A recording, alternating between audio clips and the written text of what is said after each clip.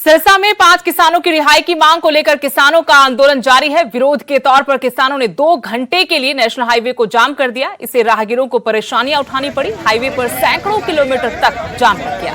किसान नेताओं के मुताबिक जब तक किसानों को बिना शर्त रिहा नहीं किया जाता, उनका आंदोलन जारी रहेगा। उन्होंने कहा कि किसानों पर देशद्रोह की धाराएं लगाई गई हैं, जो पूरी तरह गलत है। क्या दिक्कत आ रही है? अब यहाँ रोक दी, बस परेशानी है पानी बस से। तो अब क्या कहा जा रहा है आपको? हमको तो उतारा जा रहा है और क्या जगह जा रहा है, भैया उतर जाओ, आगे पैदल जाओ और क्या करें। और मेरे को सिरसा जाना, आज मेरी प्रैक्टिकल है और मैं ऑलरेडी बहुत ज़्यादा लेट हो रखी हूँ। यहाँ पे पता नहीं ये किसान आंदोलन ही आई थिंक स्ट्राइक कर रखी है और बस इसको आने नहीं दे रहे। अब घर वालों को फ़ोन किया, देखते हैं क्या कहते हैं। उधर किसानों को दिल्ली में प्रदर्शन की अनुमति दे दी गई है। जंतर मंतर पर प्रदर्शन करने की इजाजत मिली है। 200 किसान ही इस प्रदर्शन में शामिल हो पाएंगे। पुलिस की निगरानी में यह धरना प्रदर्शन होगा किसानों का। किसान कल बसों के जरिए जंतर मंतर पर जाएंगे। हालांकि संसद भवन तक जाने की अनुमति किसान मांग रहे थे, लेकिन इसकी अनुमति नहीं मिली। अब तय हुआ है किसानों और दिल्ली पुलिस के बीच कि जंतर मंतर पर सुबह 11 बजे से शाम 6 बजे तक किसान धरना प्रदर्शन कर पाएंगे। जंतर मंतर पर यानी किसानों को प्रदर्शन की इजाजत दे दी गई है। हर रोज 200 किसान ही इस प्रदर्शन में शिरकत करेंगे। पुलिस की निगरानी में ये पूरा धरना प्रदर्शन किसानों का होगा। किसान कल बसों के जरिए जंतर मंतर पर जाएंगे।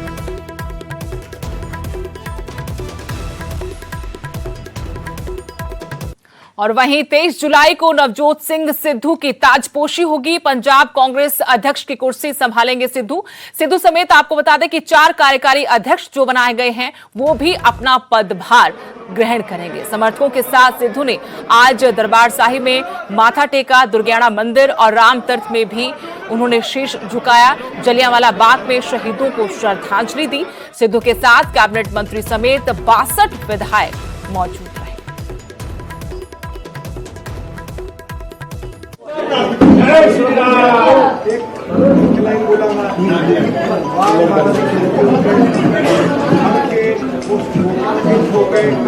अरदास की पंजाब के कल्याण मेरा कल्याण नहीं। ਅੱਜ ਨਵਜੋਤ ਸਿੰਘ ਸਿੱਧੂ ਜਿੱਥੇ ਗੋਲਡਨ ਟੈਂਪਲ ਵਿਖੇ ਨਤਮਸਤਕ ਹੋਏ ਹੈ। ਅੱਜ ਲక్ష్ਮੀ ਨਾਰਾਇਣ ਮੰਦਿਰ ਦੁਰਗਿਆਨਾ ਤੀਰਥ ਦੀ ਧਰਤੀ ਇੱਥੇ ਅੱਜ ਉਹਨਾਂ ਨੇ ਆਸ਼ੀਰਵਾਦ ਲੈ ਕੇ ਅਰਦਾਸ ਕੀਤੀ ਹੈ ਸਰਬੱਤ ਦੇ ਭਲੇ ਲਈ ਔਰ ਸਰਬੱਤ ਦੇ ਭਲੇ ਵਾਸਤੇ ਮਾਨਵਤਾ ਦੀ सेवा का इन्होंने टीचा उठाया है। ये बुलंदी की आवाज, ये पंजाबियों की आवाज बुलंदी के उपर पहुंचे। ये आवाज ये तुहाडी बन के अंदर पूरे देश के अंदर गूंजे। अज अरदास की है, बेनती की है। ये बेनती स्वीकार। वहीं कांग्रेस के जासूसी के आरोपों पर हरियाणा के मुख्यमंत्री मनोहर लाल ने पलटवार किया है। चंडीगढ़ में प्रेस कॉन्फ्रेंस कर सीएम ने कहा कि कांग्रेस का इतिहास जासूसी का रहा है। कांग्रेस खुद ही अपने लोगों और नेताओं की जासूसी कराती रही है। जब प्रणब मुखर्जी वित्त मंत्री थे तब उन्होंने गृह मंत्री चिदंबरम पर अपनी जासूसी के आरोप लगाए थे। करीब 9000 लोगों की सूची है जिसकी कांग्रेस ने जासूसी कराई है। मुख्यमंत्री मनोहर लाल ने कहा कि संसद के मॉनसून सत्र में विपक्ष का रवैया बिल्कुल भी ठीक नहीं है। कांग्रेस देश के मान सम्मान और छवि का ध्यान रखे।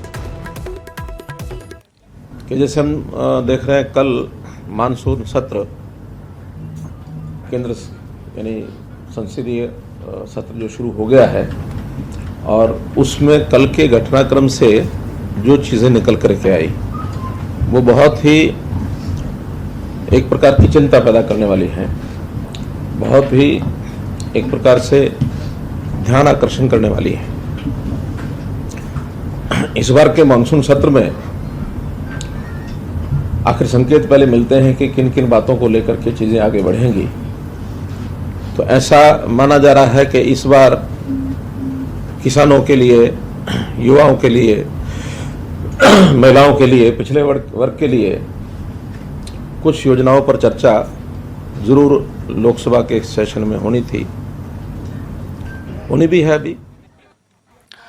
तो मुख्यमंत्री मनोहर लाल की तरफ से जासूसी कांड को लेकर एक बड़ा आरोप कांग्रेस पर ही लगाया गया। उनकी तरफ से कहा गया कि जासूसी करना कांग्रेस का काम है और कांग्रेस ने अपने वक्त में हजारों लोगों की, अपने ही नेताओं की जासूसी करवाई थी।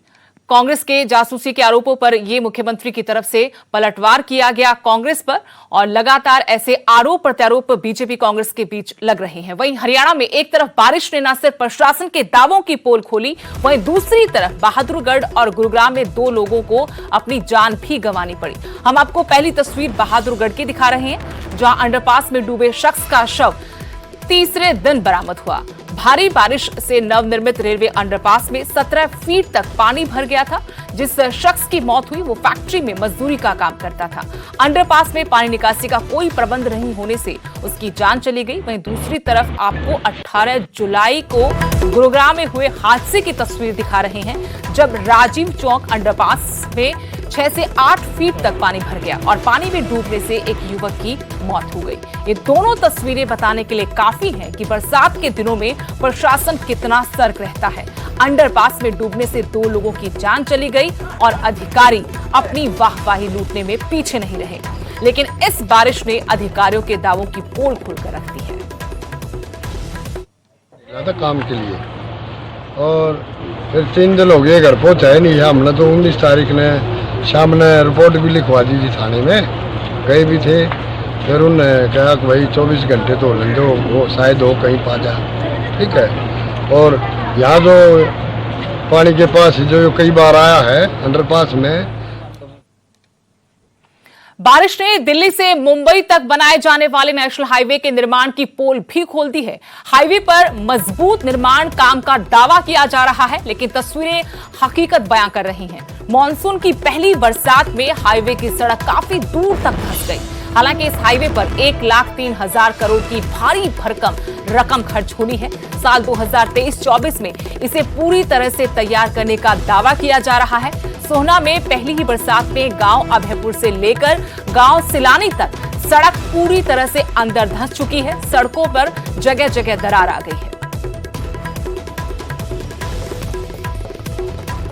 करनाल में आई बारिश का असर अब नेशनल हाईवे पर बने फ्लाईओवर पर भी देखने को मिल रहा है। बारिश और चूहों के कारण मिट्टी खिसकने लगी है और रेलिंग टूटने लगी है।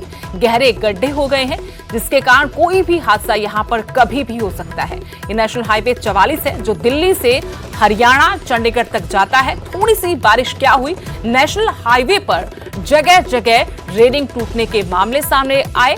रेलिंग टूटने से मिट्टी धंस रही है। लोगों ने NHAI से भी इसकी शिकायत की है।